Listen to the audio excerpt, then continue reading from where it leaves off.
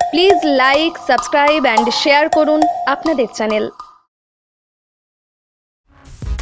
2024-এর আসন্ন লোকসভা নির্বাচনের প্রাক্কালে আত্মবিশ্বাসে উচ্ছ্বাসিত ভাতার ব্লক তৃণমূল কংগ্রেস। মিছিলে আনন্দময় নৃত্য করলেন পূর্ব বর্ধমানের ভাতার বিধানসভার বিধায়ক মান গোবিন্দ অধিকারী। সাথে পা মেলালেন সভাপতি বাসুদেব যশ এবং সহসভাপতি অশোক হাজরা।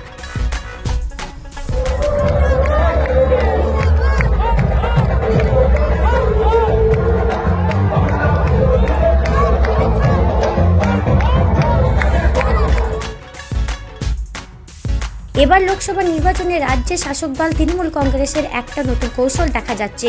উত্তরবঙ্গের আলিপুরদুয়ার, কোচবিহারের ভোট পর্ব মিটতেই বিজয় উৎসব পালন করে তৃণমূল। আজকের বিজয় উৎসবে তৃণমূলের নেতাকর্মীদের সবুজ আবির খেলতে দেখা যায়। সড়কপথে বাজনা তালে নাচতেও দেখা যায় তাদের। পূর্ব বর্ধমান জেলার ভাতার ও মেমারি ব্লক সহ একাধিক ব্লকে বিজয় উৎসব পালন করছে শাসক দল।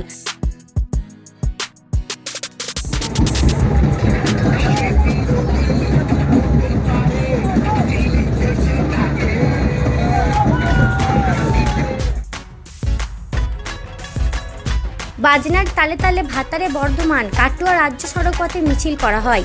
পরে ব্লক তৃণমূল কার্যালয়ের সামনে সড়ক পথ অবরোধ করে বাজনার তালে উদ্দাম নাচানাচি করতে দেখা যায় তৃণমূল কর্মীদের।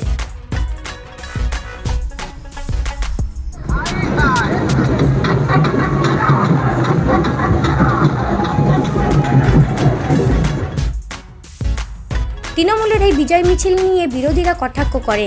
বর্ধমান দুর্গাপুর লোকসভা কেন্দ্রে বিজেপি প্রার্থী হয়েছেন দিলীপ ঘোষ। এতে বিজেপির জয় নিশ্চিত বলে দাবি রাখলেন বিজেপির বর্ধমান দুর্গাপুর লোকসভা কেন্দ্রের ইনচার্জ কৃষ্ণ ঘোষ। পাশাপাশি বাম নেতা নজরুল হক মন্তব্য করেন। তিনি জানান, তৃণমূল দিবাস্বপ্ন দেখছে। 4 জুন তৃণমূলের দিবাস্বপ্ন ভঙ্গ হবে। ভাতারে তৃণমূল বিধায়ক মান গোবিন্দ অধিকারী বলেছেন, মানুষের রায় জেনেই আমরা বিজয় উৎসব পালন করেছি।